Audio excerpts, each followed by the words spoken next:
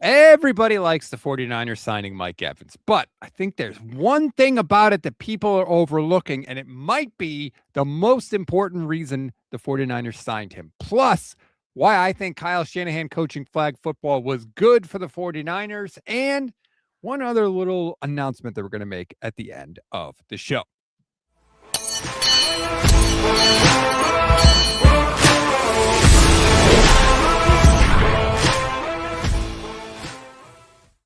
What is good, everybody? Welcome to Under Review here on the Gold Standard 49ers Podcast Network. I'm Rob Stats Guerrera. That man is Vish Kumar, and we are part of the Pro Football Insiders. Vish, how you doing on this Monday? Dude, I'm doing great. There's nothing better than finishing a day, spending the whole day looking and writing and delivering software, and then coming and talking to you about the Niners. Like, who doesn't love the switch up from thinking about software to thinking about the Niners? It's literally the best thing ever to not have to think about work anymore. Well, my only regret is that I can never host a show with myself. But no, I'm just kidding.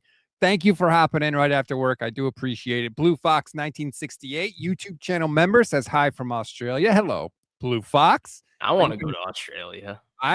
Levin wants me to get him a press pass for the game because he wants to go week 1. And I keep telling him, I'll try to get you the press pass, but I am not going to Australia. You are a braver person than I am, Blue Fox, because there are too many things in Australia that want to and can kill me. So I will never go there.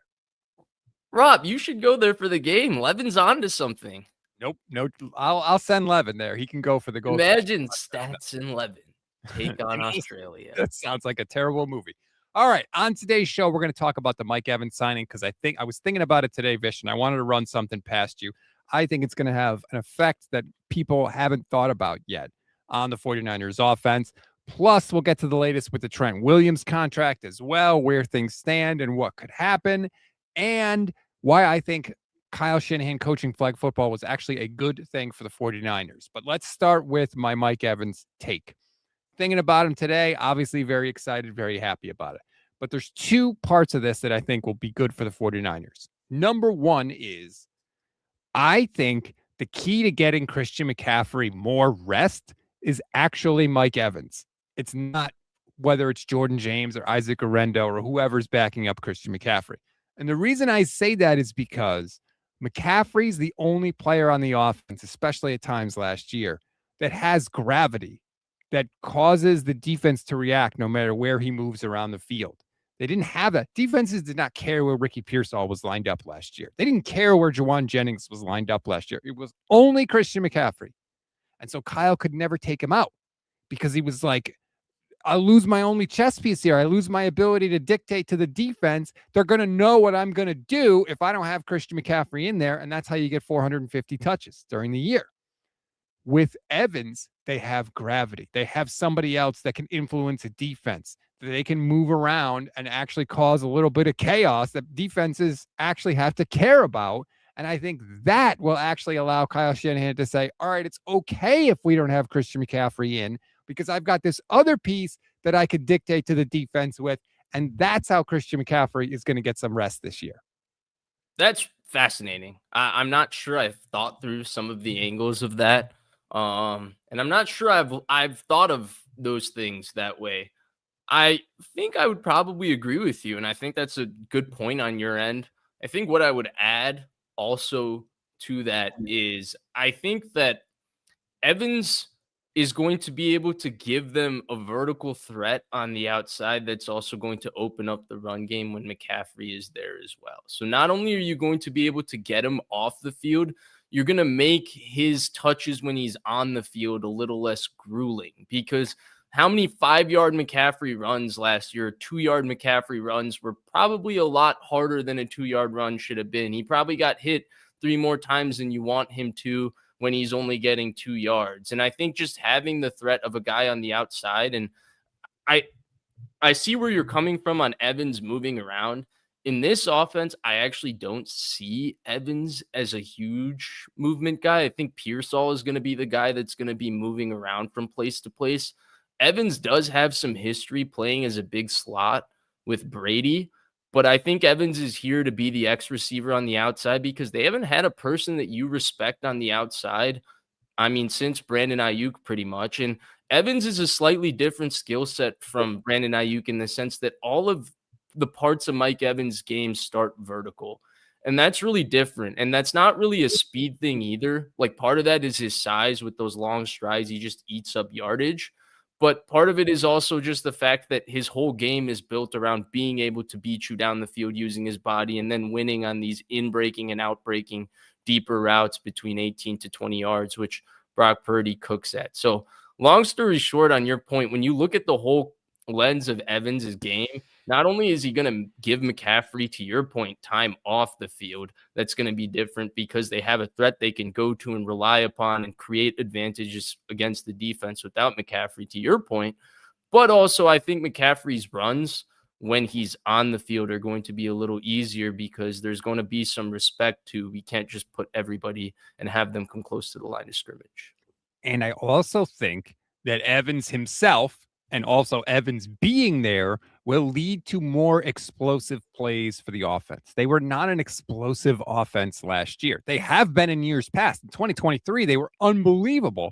They didn't have 15, 19, 23 play drives. They were picking up chunk plays down the field. I think that's going to return. Even if it's not Evans himself, he'll create space for Pearsall. Eventually, George Kittle will get in on that as well. I think it's going to lead to bigger plays in the passing game. I think it's going to lead to better runs by McCaffrey himself, like you talked about. And so literally, he's not going to have as many touches because there won't be touches for him to have because the offense is going to pick up more yards in fewer plays. And that's going to lead to more rest for Christian McCaffrey, even if Kyle Shanahan doesn't take him off the field anymore. Yeah, I agree with you. In terms of him being taken off the field, I think some element of that is McCaffrey seems to be a little psycho about it too. And in some ways, like we saw moments last year where he could have been taken off and he's 10 yards away from 100 and they're putting him on there and he's going out there and getting those 10 yards. Like I think McCaffrey really cares about trying to play every touch. I think McCaffrey trains with the mindset that he's going to take every snap at 100% and be available. Like that's what he trains for. That's what he strives for. And I don't think anybody on the 49ers wants to be the one to tell him, McCaffrey, you can't do that because we're going to put Jordan James in the game. And so I think that's what ends up happening as well with his touches. But I really like your point about how Evans is going to bring bigger plays, which is then going to bring bigger, shorter drives, which is just going to be less wear and tear mathematically on McCaffrey because they're going to run less offensive plays to score. And less opportunities for turnovers too, like less pass attempts from Brock Purdy. It's going to help everything. It's all going to roll together. I do think that Christian McCaffrey, I agree with you. He does kind of have like rabbit ears a little bit. Like I remember his big thing when he came into the league was, I'm going to prove to everybody that I can run up the middle with power, that I'm not just like a little, the classic little white scat back, like that I can do that. And he did, and he can run up the middle with power. And now I think the thing with him is, I'm not too old. I'm not going to start breaking down. I'm not injury prone. Not only am I going to play, but I'm never going to come out. And I am going to take all the touches like you're talking about. Yeah, I know. And I don't think that's a bad thing either. You want players to be that competitive. You want players to believe in themselves that much. I think the Niners have to be the one to cut that balance and protect him from himself, which is when do they use and when do they not? We've talked about this for 3 years. I don't think his usage is going to go down. Shanahan, to me, kind of thinks more along the lines of McCaffrey than he does. And I think the way Shanahan sees it with his star players is the football season is only 17 games anyway. Every game matters. I'm going to use, if I have Julio Jones, I'm going to use Julio Jones every chance I can get. Why wouldn't I? I think that's Shanahan's mindset. Is there something wrong with it? I don't know. Attrition catches up. You can use Seattle as the, example, but like even Seattle is such an outlier because God damn it, how many teams in the history of the NFL have been as healthy as Seattle? What, 21 out of 22 starters or 22 out of 22? I think start to finish. I think they were 21 out of 22. That's insane. It doesn't happen usually. Yeah, it was, look, that's all part of what goes into the stew. But yeah, absolutely. Health is a huge part of it. It's been a big, pain in the ass, as everybody knows, for the 49ers. I saw that Kyle Shanahan gave a comment to Jennifer Lee Chan about Mike Evans. I will put that up on the screen now because I think Jennifer went to the flag football. Quote, Mike is a unique dude. He's a Hall of Famer. Never had a guy truly like Mike. Had some Hall of Famers, but they've all been wired differently. To get a guy with Mike's length and what he can do down the field, how big of a competitor he is, I just love the guy that we added and how committed he is to winning. And that's why I think he chose to come to us. Kyle also said that both Evans and Christian Kirk took less money to come to the 49ers this year, which obviously is good for the 49ers. And I'm sure Jed York likes the sound of that as well. Yeah, I sometimes I think teams love saying that for good marketing. At the end of the day, it doesn't matter, right? Like you make a financial decision, you sign a contract. Okay, they took less money. They think that means your team is going to be good. It doesn't mean your team is actually going to be good. There's still a product that needs to be put on the field. Now, in terms of what he said, I agree with him. I don't think he's ever had a guy with Mike Evans' skill set. A lot of people want to say an ex like Julio Jones. Very different movers. Very different movers. Julio Jones is a very twitchy, explosive athlete. Mike Evans' speed is more long speed. The way Mike Evans uses his body is different. The way the other guy he had that's a Hall of Famer, Andre Johnson, the way he ran after the catch, the way Julio Jones ran after the catch, very different from Mike Evans. But I think that's also kind of a good thing because I don't think they've ever had this kind of red zone weapon either, because Julio Jones to me was never the red zone weapon Mike Evans is, and neither was Andre Johnson. And both of them to me are all-time receivers. And that's where I think he's going to be used differently. And then I think there's a lot of Shanahan staple routes that Mike Evans is surprisingly set up to run. He's really good at running them. I think the best comp for Mike Evans I've ever seen in the NFL was the guy he was drafted to play next to, the late Vincent Jackson. But that's kind of who he reminds me of, and his skill set refined because he was Vincent Jackson year 2, what Vincent Jackson was year 5. Mike Evans was already that year 2. His skill set is refined so much more over the years where when you look at the way he it's 3 things with him. It's he goes vertical, and then once he's able to set that up, he's able to beat you out, he's able to beat you in, he's able to beat you back shoulder. And you can't really guard those 3 things on the outside because his frame is such an advantage. The way he uses hands and body is such an advantage. He's a great player. I think he and Brock, them getting chemistry together, I think will help because I could see them running a bunch of choice routes where Kyle is like, dude, just do whatever you want based on wherever the corner is. And as long as Brock and Evans read that the same way, they'll be able to make it work. I hope. Yeah.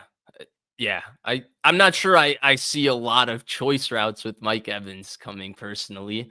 But I see what you mean in terms of let them kind of adjust things on the field based on what they see, because Mike Evans is the wily veteran. And Brock in terms of where Brock's going to place the ball. Right. I hear you. Also, dude, I think that's really the underrated point. I think this is a match made in heaven for Brock Purdy. I kind of feel like he's made to throw to 6'5", almost, because he likes putting that ball up there kind of high and accurate. And I think that's why he loved Juwan Jennings. Juwan Jennings is a big target who used his body really well to frame off corners and caught the ball away from his frame really well. Brock Purdy likes putting it up there for his receivers. He loves going up and over those linebackers and dropping that ball in 18 to 20 yards. And it's a lot easier to do that when you're throwing to a guy 6'5" versus a guy that's 5'11". And Mike Evans is made to catch the football in that area. It's going to be a lot of fun to see Evans in this offense. Hopefully we get to see it a lot as we go along. Now, let's get to the next topic I want to cover here, which is the Kyle Shanahan coaching the flag football. Now, I don't care what happened with the flag football. I watched some of it. It was pretty cool, especially in the middle of March. Sure, throw on some flag football, whatever. It was cool to see Tom Brady back there. I still, enjoyed that. He's good, man. I mean, you could just tell, he wasn't even smiling. He's awesome. But anyway, he's a little full of it in the sense of the condescension that you hear on Sundays that he thinks that he's better than every quarterback on the field came across, where it's dude, give it up, let it go. He'll never, but that's who he is. You don't get to be Tom Brady if you don't have that. But I think Kyle coaching the flag football was good. Brady talked about how the reason, first of all, let me just say the flag football, the Team USA, the actual flag football players scored on every possession except one in 3 games. And the only possession they didn't score on was a kneel down at the end of one of the wins. Nobody stopped them. And Brady said oh, we tried to do NFL stuff against them and we got cooked. Basically, Brady's team lost every game. I think it was good for Kyle to go and just see the different, like, see the flag football concepts, get in that world, see different stuff, expose yourself to different ideas. I think it's a good thing. He didn't risk injury. There was no injury risk to Kyle Shanahan. And I don't think it's a accident that the other coach was Sean Payton, another guy who's been in the league forever, known for his offense. Coaches go and visit other coaches all the time. They go to learn stuff, to study scheme, to ask questions, all that stuff. I think this was good for Kyle Shanahan to do it. And all the people that scream and howl about how he needs to evolve and change and tweak things, this, I think, is part of that. I'm not gonna lie, I don't think it matters at all. I think it's just good marketing. I think the fact that he got chosen is good for the Niners. It's good publicity that there's this one event and you accumulate NFL stars, and of the stars and the coach is chosen, the guy that's chosen is coaching the Niners. I wonder if, like, Jed York is really giddy that the Niners got some good marketing. Kyle Shanahan's name got extra out there. Like, that does his pockets good.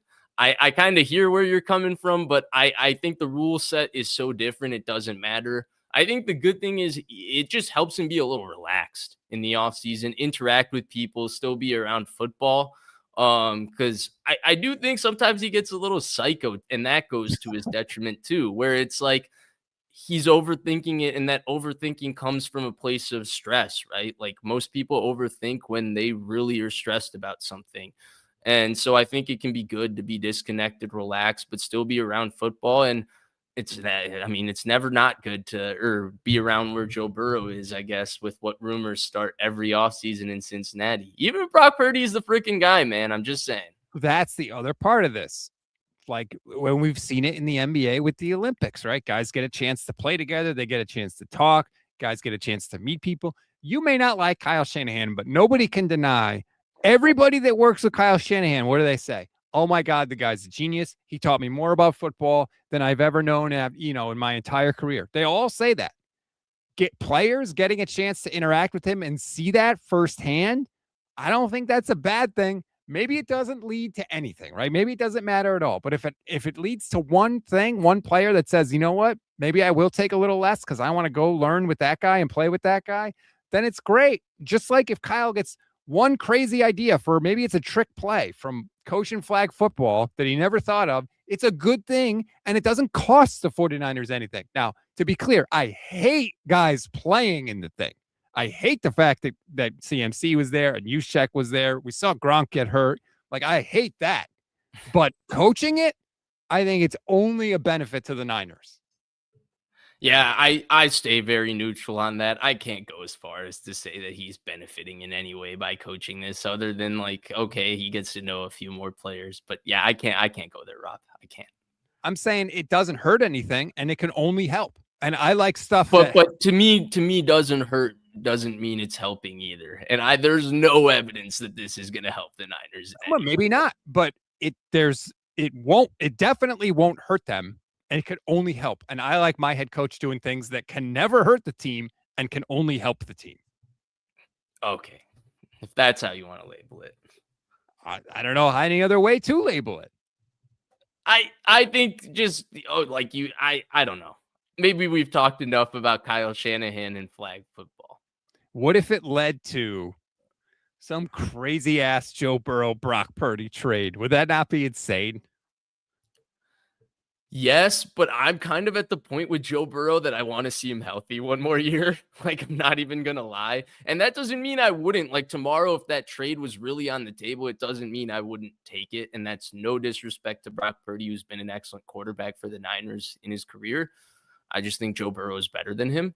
But, like, I am at a point, though, where it's like, man, I do look at Joe Burrow and forget the Brock Purdy part of it. Just Joe Burrow. And I'm kind of like, I do kind of want to see him healthy for one more year, because some of these injuries have started to make me nervous. When you go wrist and you're talking about, like, turf toe, and people were on and on about Brock Purdy's turf toe, right? How serious it was. He had the Patrick Willis grade 3 turf toe. He had the Deion Sanders turf toe. That was the turf toe that Joe Burrow had as well. And so he looked fully recovered at the end of the year, but I would like to see, like, a healthy Joe Burrow full season, just to know that his body's not falling apart. You know? It's a fair comment by you. He has definitely had some scares when it comes to the injury department, for sure.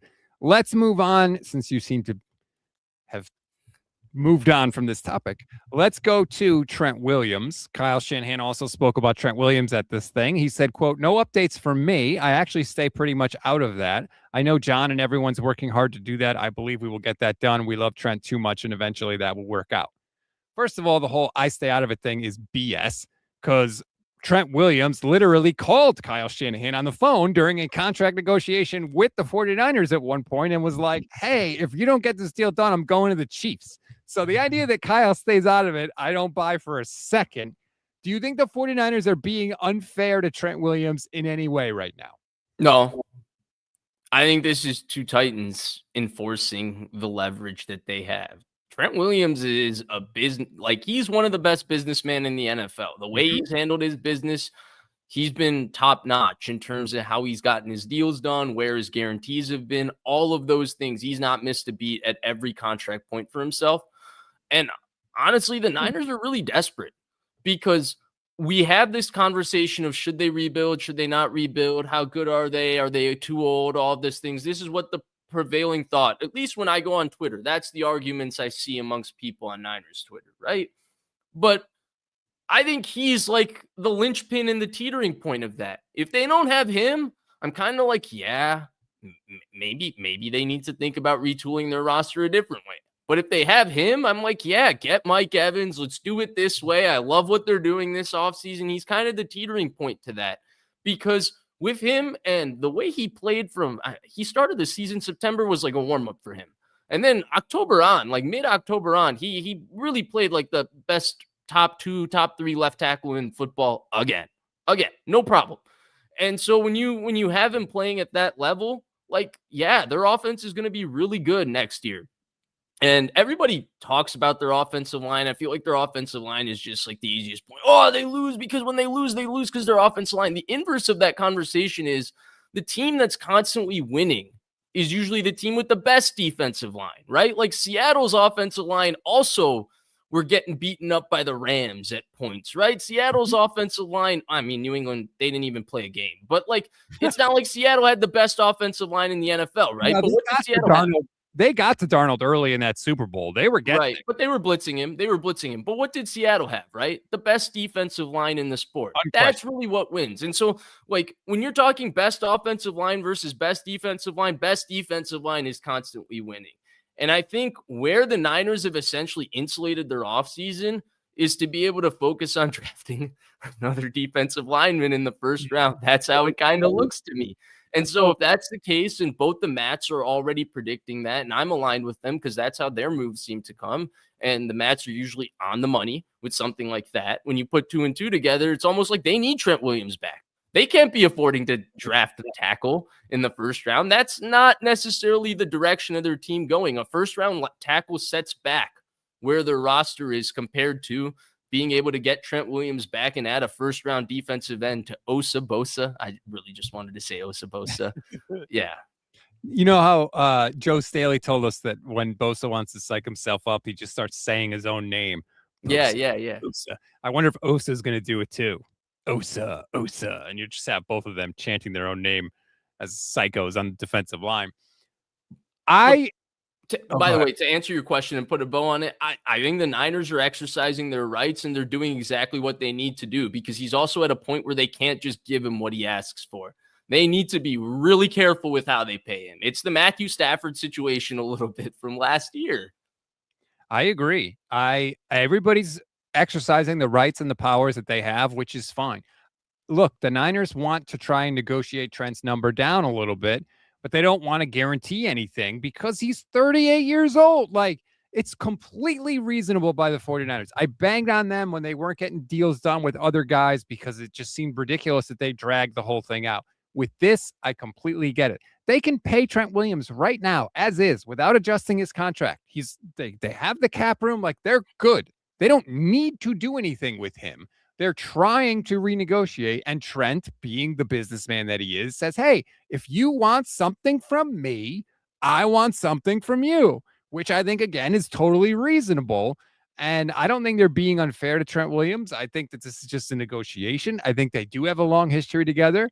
The only difference is I don't think at the end Trent will say, oh, well, you're good guys. I guess I'll just go along. Like Trent is a businessman and recognizes that. And I don't know that he'll give in, so to speak. But this is one that will go deep, right? Because at the end of the day, there will be a certain point where there's only going to be a maximum amount of money Trent Williams is going to be able to get. And he knows that. And so he's going to sign it at a point of the season that it's going to be worth it for him. So if he signs it in September after, skipping a bunch of training camp and skipping all that practice and all that, yeah, it's worth it for him. If he has to go through training camp, go through the gruels of what an NFL offseason entails and all of that, yeah, he wants an extra sum of money. And so that's really where the negotiation is. And that's where I think it's going to go a little bit deep. And he's the one player that he's going to show up in shape.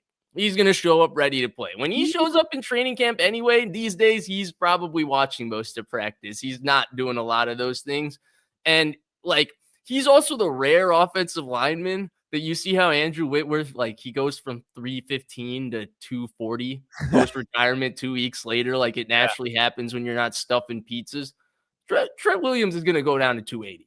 Trent Williams is just athletic and huge. He doesn't need to be doing all the extra stuff to wear the weight and all of that. The guy is just naturally a humongous, it's just so much God's gift and talent to the guy combined with perfect technique fundamentals. That's how you have a Hall of Famer.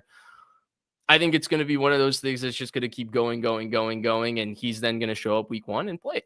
But here's the thing. You even said it yourself, right? Oh, he had to kind of take a few weeks to get rolling. By the time he got up to peak, it was, November, whatever it was. Well, I'm not paying you any less in September. If you're the 49ers, so if I'm getting less and less weeks of peak Trent Williams, so to speak, do I really want to pay $42 million for yeah, you do 2 weeks of Trent? I don't. Yeah, you do. At this point, those 10 weeks, the season gets going, everybody starts playing a little bit better. Because at the points he's playing bad, it only really stands out because he's not playing like Trent Williams, right? There's a ton of sloppy football all across the board. September is one of the grossest months of the season when it comes to football, really, altogether. Especially because, dude, now that they don't pay the veterans, so many of the veterans are unemployed weeks 1 through 4 in September because they don't want to pay them the full league year salary. They'll rather sign them halfway through the year, put them on the practice squad, elevate them, play them for 2 games. That whole thing, the product is just straight crap in September. It's straight crap. Well, sorry. I get the 49ers perspective on this one. Honestly, if they sign him, great. If they work it out, great. I mean, if they trade him, I would understand that too.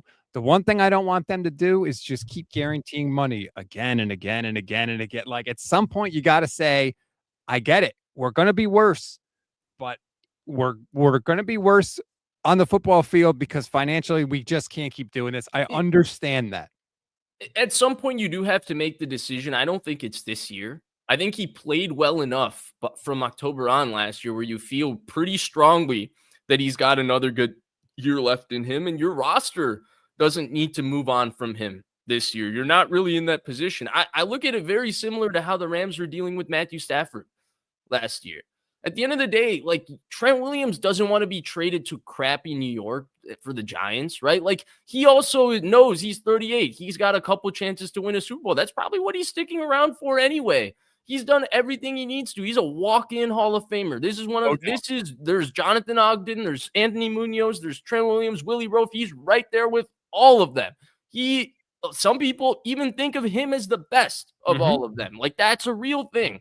And so that's really what he's waiting around for. And they're going to probably negotiate and whatever. And when you look at what the Rams got Stafford for last year, I'm not saying Trent Williams is going to produce the best season of his career, right? But you look at it as a total steal. But at the time, it's also you're guaranteeing that much money to a 38-year-old quarterback with a back problem and a bad back problem. People thought Jimmy Garoppolo was going to play in September. And so it's going to be that sort of situation, I think. But I think they're going to be on a year-to-year guarantee basis within the same way the Rams are with Stafford. The Stafford deal looks like a total steal. Year 2, it's maybe they're going to re-up him. That's kind of a talk, right? Whereas that's how I think it's going to be with Trent Williams as well. And if you have to have this discussion every year, I get it. Again, I just don't want them to keep guaranteeing money and kicking the can down the road. And like I said, they have the money to pay him. He's under contract. They're good. They don't have to do something. We'll see ultimately what gets worked out with Trent Williams. Speaking of offensive line, Tom Pelissero tweets out that veteran guard Robert Jones is signing with the 49ers. Jones played 49 games for the Dolphins before signing with Dallas, where he missed last season because of a neck injury. He's healthy now and headed to San Francisco. I don't know. Fish, the Niners are just collecting like spare guards, and they're just going to throw out one of these randos, and whoever just plays the best in the preseason is going to be the starting left guard for the Niners. Yeah, I think so too. Because they expect their left guard to do certain things from a movement standpoint that not every left guard in the league can do for their run game. And so that isolates them to a specific skill set. But they also don't expect the guy to be Superman in the pass game or anything like that. They usually help the guy out, and he's not really taking on, like, he's not going to have a one-on. Ideally, he's not going to have too many one-on-ones with Byron Murphy, for example, in the pass game. And so, yeah, I see this as very Ninersy. I'm just glad it's not Ben Barch. You could not rely on his health as much as they liked him. I agree. I think that the Niners don't draft offensive linemen that often because, and they've talked about this, they don't get to see offensive linemen in college do the things that they are going to ask their offensive linemen to do that frequently. So instead, what the 49ers do is they get cast-offs from around the NFL who do the things that the 49ers do, who they can see on film. Okay, these are the concepts we run. This guy looks pretty good in those concepts. We feel more comfortable with that than we do drafting a guy and just hoping he can do the things that we like to do. Whether you agree with that strategy or not is a totally fair discussion to have, but that's what they do.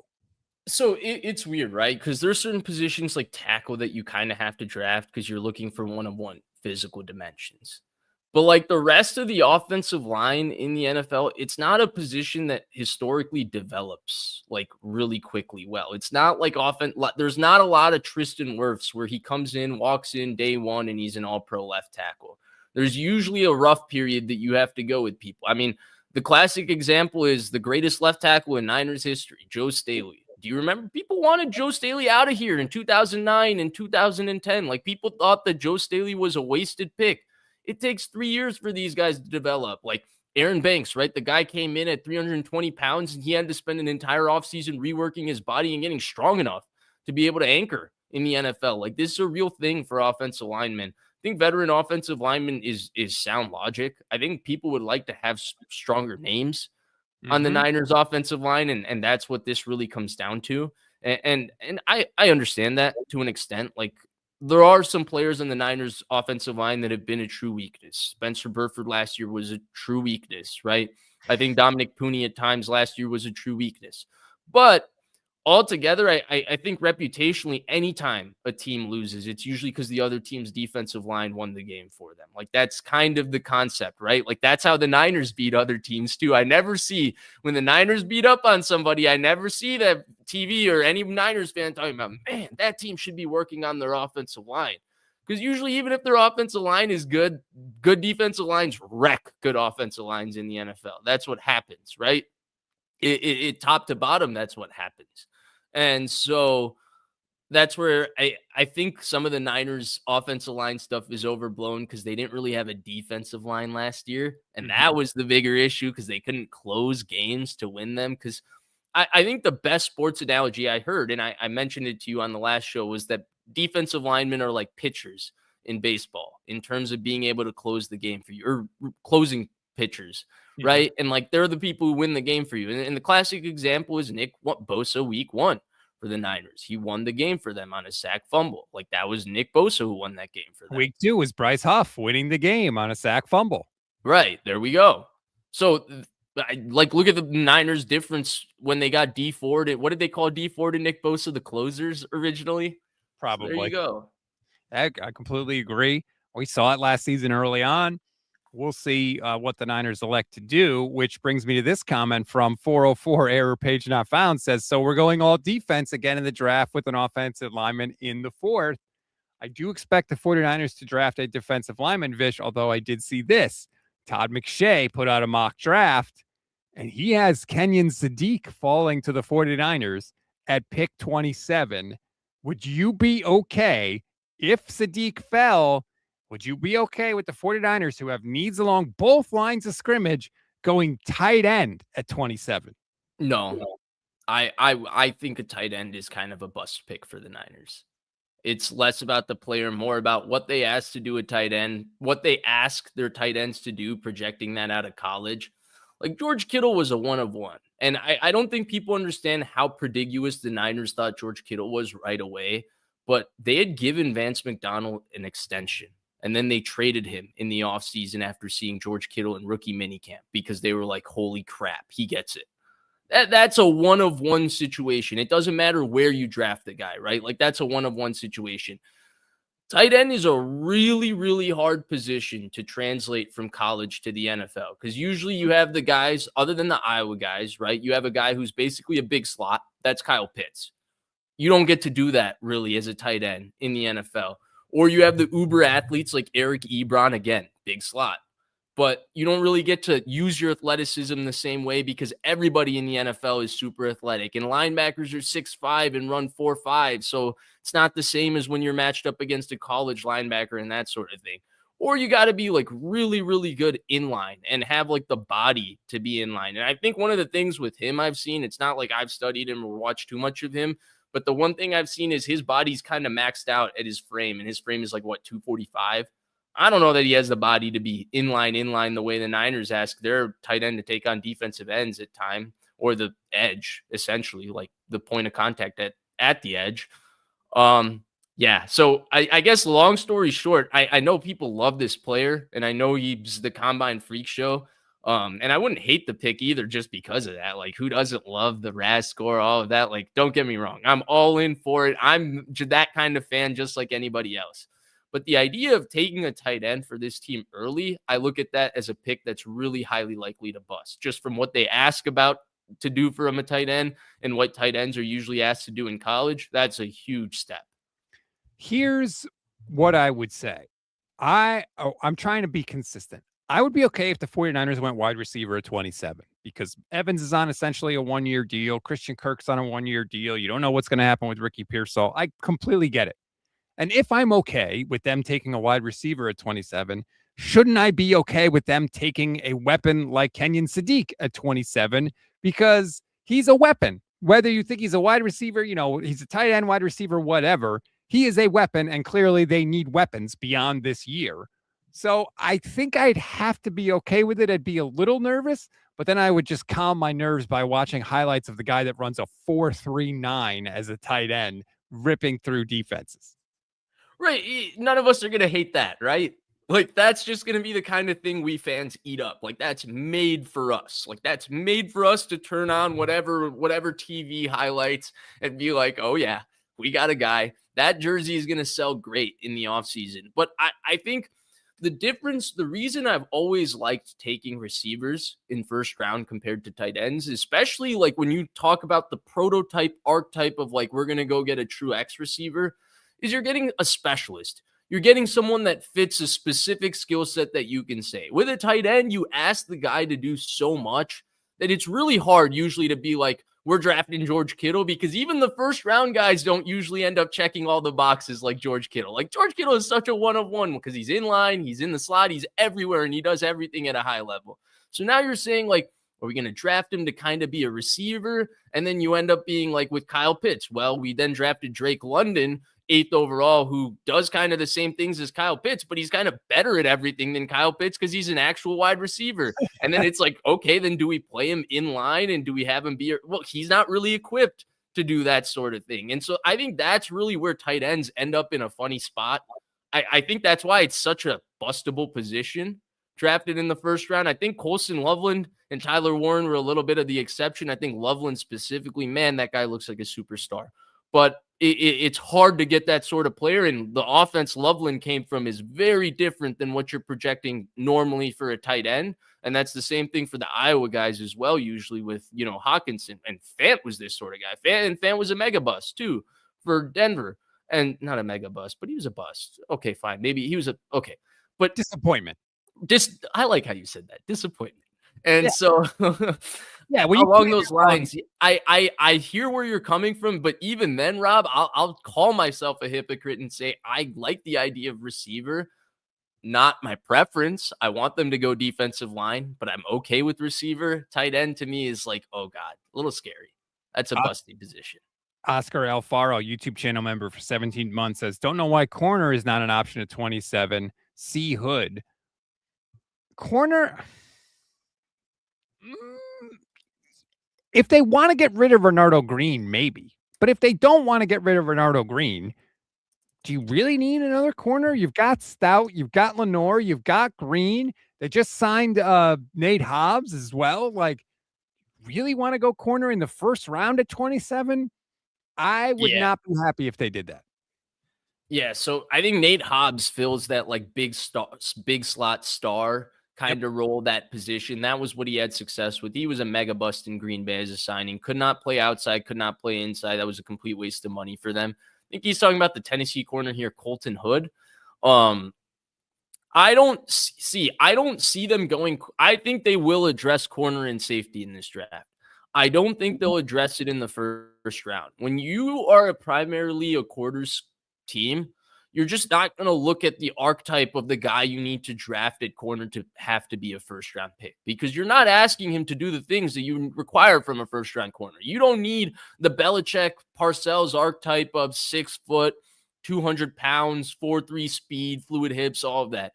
You need a guy who's got good eyes, can play zone coverage, can read his keys, can read routes in front of him. You're looking for a different kind of talent in that. And it's the same thing at safety.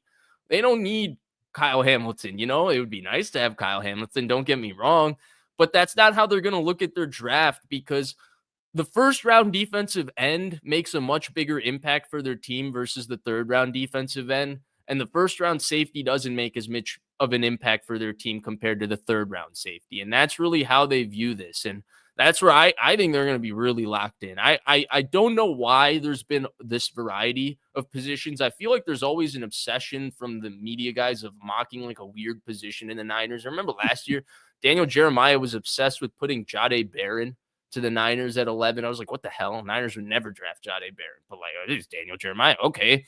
And he changes mock like 17 times, you know, based on what he's hearing, more film he's watched. I love Daniel Jeremiah, but I hate that about the draft time. Anyway, I feel like defensive line is what they've set themselves up for very clearly with every move they made this offseason. And the Mats are going right there. The Mats are like pretty convinced it's going to be an edge. They were so bad there last year. The pass rush was pitiful. It was awful. It was pathetic. I could picture Kyle Shanahan just being like, come hell or high water, we cannot go through that again. That's always how they wanted to build this team, so it wouldn't shock me at all. Wedge Antilles says, odds of drafting a center, 0.0, Wedge. I would be stunned if they did. I would love it, because Jake Brendel's 34 years old, and I think this is the last year of his contract, and I like the idea of drafting a center and letting Brendel teach that guy for a year, because we know Kyle Shanahan puts a lot mentally on his center, calling out protections and things of that sort. So I love the idea of drafting your guy and letting him learn from the guy that you've had as a starter for, years and years. I would love that transition plan, but that's not usually how it works with the 49ers or with any team, by the way. It's so rare to where teams just have guys waiting in the wings, right? Like, there was no Joe Staley succession plan for the 49ers. They didn't have a guy just chilling on the roster when Joe Staley retired. They rode Joe Staley until the wheels fell off, and then they traded for Trent Williams. They filled the need when they had the need. And so I think that's how the 49ers are going to approach it, Wedge. So sorry, I don't think we're going to see a center. I disagree with you. I think that's a little different, because like Joe Staley is a franchise player. It's hard to have like a contingency for a franchise player. And I think they did have it in a way. Like, I don't think you draft a franchise player. I don't think you draft, Is Trent Williams not a franchise player? He is, but the way that trade worked out for them and all of that, like, come on, like, it wasn't like they were planning that Trent Williams was going to be available right the offseason that Joe Staley chose to retire. It worked out for them, but they drafted Mike McGlinchey 9th overall. You don't pick a tackle 9th overall to make him permanently a right tackle. That was because they saw what they had, and they saw the way he moved in pass protection. He couldn't play on the left side. It was one of those things, and then it worked out for them that they got Trent Williams. But I disagree. I think when you look at where Dominic Pooney is, which is he's played 2 years, so that means he's got 2 years left in his contract, and Jake Brendel at 34, I think they'll take an interior guy in the 4th or 5th round, and that's going to be like their development guy, either at guard or center, because one of those two guys is going to have to be replaced in the next 2 years. Either Brendel is just going to age himself out, or I don't think they're going to want to pay Dominic Pooney. That's the way I see it. 2 years into the Dominic Pooney experience. And I think they're going to have some. Nick Zakelj is not the contingency plan or the development prospect there.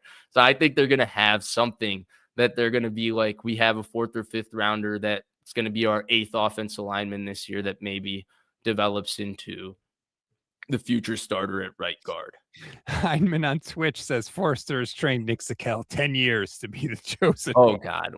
This will be another preseason where I'll come on here and I'll say, man, I know nothing about offensive line. I don't know why they keep the ones they keep or why they don't. I try to understand, but I'm not going to pretend like I know. But he's the one guy that's like obviously not doing a good job to me unless I'm really blind. And it's like, oh God, like we're going to keep him. Okay. Vish Bell, cousin of yours, says, no, but hey, nice name. Matt Mayoko said no team in the NFL has a backup plan to left tackle, either draft or free agency or trade. I didn't realize that Matt said that. I'm not trying to steal a take from anybody, but I did have that thought of like, I feel like they drafted McGlinchey. They needed a right tackle too. Like, oh, no. I agree. That's why it worked out to have him play right tackle. But left tackle is like it's not the same thing as guard. Like replacing Jake Brendel, like you can have a guy in the 4th round and say maybe he can replace Jake Brendel in 2 years. Like there's maybe 2 guys that come out like every other year in a draft, and you can say, yeah, that could be Trent Williams or that could be Joe Staley as a left tackle. The physical dimensions you're asking for, you're not really in positions to keep one starting and one of those guys on the bench. It doesn't work like that. You don't really get that. That's what I mean. So everyone's like, oh, I can't believe they don't have a succession plan for Trent Williams. It's like, that's not how it works. They only need a replacement for Trent Williams when Trent Williams is no longer on the team. That's when you really need it. And I get Trent misses games every year. But here's the thing. The Niners have kind of been like, okay, without Trent Williams. Like they've made it work in the games that he's been injured. So you don't really need a Trent Williams plan until Trent Williams is off the roster. And again, they got to get I don't know how you even plan for that too. Like, who develops into Trent Williams? Come on. Vish Bell says, my actual name is Vishal. Okay. I like that, Vishal. Pronouncing that correctly. Yeah, you got it, Vishal. This is good work from you. I'm proud of you. Get a little culture to you. It's about time, right? Last thing on the show, I've been reminding everybody, please go and vote in our bracket. We want to announce that the winner let me say that again. If you vote, you will be entered into a contest to win a free Gold Standard Podcast mug and one free item from the merch store of your choosing, whatever it is. So you're automatically entered when you vote in the bracket. I will put the link. I will drop it in the chat, and I will have it in the comments below as well. I will add it. It's favorite games of the Kyle Shanahan era. Favorite, not most important, not biggest, just the game that you personally yourself like the most in the Shanahan era. I don't know if you've seen the bracket, Fish. Can you pick do you have one off the top of your head that's the favorite for you? Because chances are it's probably in this bracket. Yeah, I'm scanning. I think the Eagles game in 23 is a sneaky bet to win the whole thing. Even though it's a regular season game, didn't necessarily have playoff implications. That was one of the most satisfying wins for me as a 49er fan. You know what I'm shocked is not on here? Uh-oh, what did I forget? The Jacksonville 17 game. With Jimmy? Yeah. Because that made them the talk of town. Because it was like they have a great defense, and he did it against a great defense. And that really was that year they had a great defense. Yeah. I put Jimmy's first start instead. Yeah, I'm seeing that the Bears game that they kicked all those field goals. Maybe you should replace that with the Jacksonville game. Well, here's the thing with that Bears game. Like, Trey Lance is warming up, right? Like, remember that Trey Lance... No. The Jimmy's first start is versus the Bears, too. That was at Soldier Field. Oh, right. Yeah, you're right. The one in 21 is the one I'm talking about with Yeah, Lance. yeah. I was at that game. The Debo Samuel saved everybody's bacon. Yes. Yeah. It was like 3rd and 18, and they throw a screen to And then Debo. Jimmy made one of his better throws as a Niner on the post to Debo for like 50 yards. And then he had the remember he had the rushing touchdowns where like there was a Jimmy broken Wheels. play and he just like picked up the ball and like ran it in. It was a wild game, man. There are some ridiculously weird moments in this Kyle Shanahan era. I think the other one that's not on there. Oh no, never mind. Eagles 23 in Philly. That's probably going to be my favorite ever. I think that's like the one point in any time of my fandom that I got to like really walk around with my chest puffed. Right. I don't know that I've ever had a moment like that. I felt other people have a moment like that, specifically Seattle. Like I feel like Seattle had those moments with the Legion of Boom where they could really puff their chest out because they like really did that to the Niners. And then I felt like they had that moment a little bit last year with how they came in to Levi's week 17 and just kind of pounded us in the game for everything. And so that 23 Eagles game, like, man, that felt good. Or I think maybe beating the Rams as well for the first time in 19, going in there without Brunskill and who's School. Like that was pretty freaking awesome as well. Yeah. I don't have that one on there. I have the Rams. There's been some great ones, man. Holy the cow. Rams game it's been a great 8 years. 9 years. 9. This is year 10 for Kyle. The Rams game in 2021 in week 18. Oh, yeah, that's an awesome one. On the road, needing to win to make the playoffs. Sean McVay is celebrating in the end zone when they go up 17-0. I will never forget that. And I'm sitting there going, what? I've never seen a head coach run onto the field and celebrate in the end zone. And it was like early in the game, too. It wasn't like in the fourth quarter with no time left. And I think that ticked Kyle off, and the Niners came back and won that game in OT. Yeah, those were some good Jimmy moments. Like, for all I hated him, man, and I shouldn't say I hated him. It's not like I hated him. It's just for like all he frustrated me. He was clutch as hell in some of those moments. Like he would make some throws out of nowhere when things got super tight. At the end of the fourth on that final drive, remember that drive was one for the ages. His hand was all jacked up too, and he throws the ball to Debo in a tight window, and Debo catches it, and Aikman actually goes, "Oh!" Like Aikman was shocked, and Debo breaks a tackle and runs for like 40 yards down the field. And that's when Aikman was on his favorite player in football is Debo Samuel. Debo, yeah. Well, and then that was I like that version of Debo too. It's weird because Debo is one of those athletes that you really have two years that you're talking about, that version you saw. But man, like what a special athlete when you combine like that type of just like wear that size naturally, and then he moves like that. You know what? That's why you see every draft time like somebody 200 pounds gets compared to Debo Samuel because they're like he moved just like him, but Debo walked out of bed 220. If they ever received a handoff in college, Debo Samuel. That's basically what people have done since 2021. How about, you know what else I realized? Like Debo Samuel. Dre Greenlaw factors into a lot of these games. Mm-hmm. 23 game in Philly, the fight with Big Dom. The Packers game in the snow, Dre Greenlaw had 2 interceptions, I believe. Or no, he had 2 interceptions in the Packers game in 23. Mm-hmm. That was Dre Greenlaw. The stop on the goal line against Seattle in 2019, Dre Greenlaw. It's crazy that Dre has factored. Did he have a pick 6 in one of the Cowboys? He might have. Playoff games, I think, at Dallas when they won with Jimmy G. Did they have a pick 6 or with Dre Greenlaw? I can't remember if it was a pick 6 or if he had an interception, but it's amazing that, like, I'm like, damn, Dre did something in that game. Damn, Dre did something in that game. In Seattle, this game, of course, most infamous. Right. It's wild to me. And of course, now he's back with the 49ers. You didn't even want him back. Because I don't think he's going to stay healthy. Yeah, no, I just need to throw that in. But if he's healthy, like, great. And I hope I'm wrong on that, by the way. Sometimes I see my role as the chat that responds to you on Twitter. And so sometimes I need to just remind you of these things. So go and vote. Again, the link is in the chat. I'll put the link in the description of this episode. If you go and vote, you will be entered into for a chance to win some free pod merch. If you want to go to the merch store anyway, feel free. Of course, we always appreciate that. But, people like free stuff. We like supporting our listeners. So we thought switch it up a little this year. We didn't want the same 4 people. We know it was going to be Croc, Lombardi, Mayoko, and Brad in the final 4 of the Media Madness. Like, we've done this for enough time now. We see the pattern. So we thought we'd switch it up a little this year. Not that they don't deserve it this year, too. Of course. Don't take that away from them. Yeah, no, I'm not. It's not meant as a criticism of them. They're popular with you, man.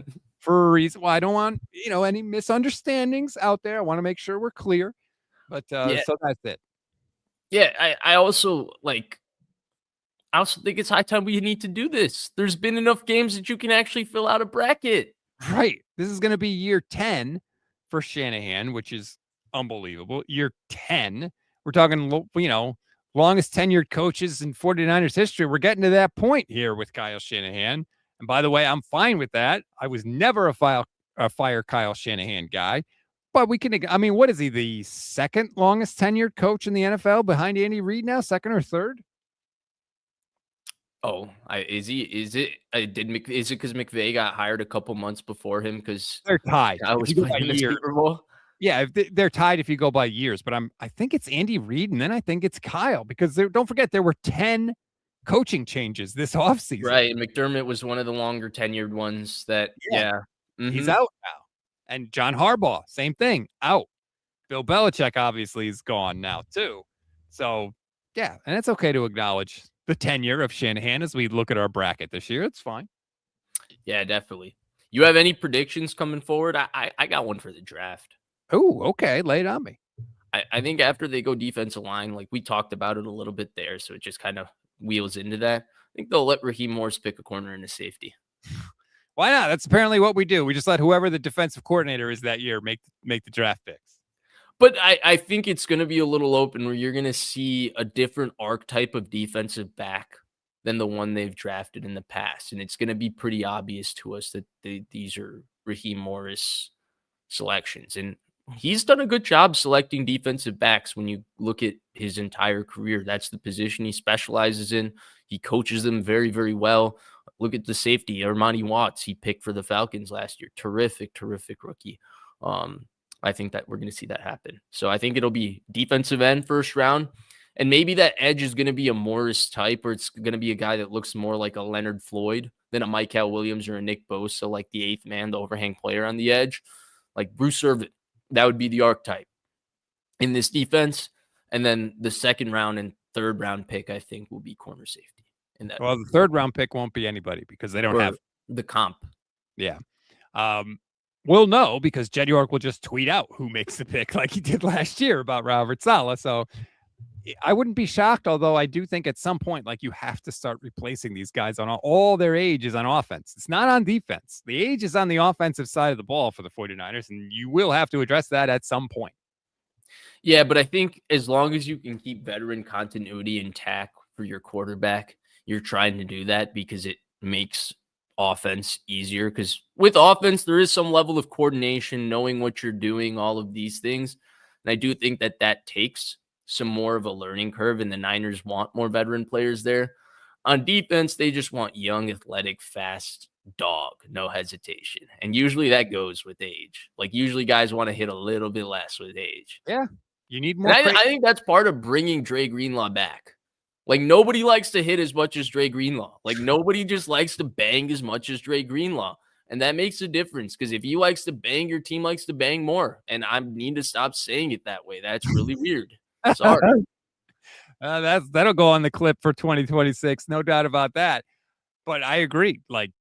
They need you need crazy on defense. You don't necessarily, it's cool if you have it on offense. You don't need it. I feel like you do kind of need it on defense. And say for all Dre, anything you want to say about Dre Greenlaw, nobody can question that dude's physicality. And it's what Kansas City has been doing, right? That's more or less their model.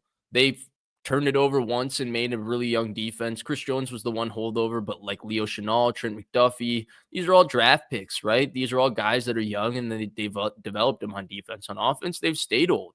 Joe Tooney was an old player. Tyreek Hill, Travis Kelce, Mahomes is a veteran quarterback. They just Kenneth signed Walker. Travis Kelce again today. So Right. And insane amount of money. There's probably a lot of void years on that puppy. yeah, oh, I'm sure. But anyway, that's going to do it for this edition of the show. Please like this video, subscribe to the channel. We do this show every Monday. Normally during the season, we go through the game play by play, and break down the good, bad, and the ugly. Obviously, we don't have that now because we're in the off season, but nonetheless, we're live every single weekday. Every day has a different focus. There's something for you on this 49ers football buffet that we offer. I promise. You give us a chance, we'll earn your time. Vish, thank you so much. We appreciate it. We'll talk to you next week.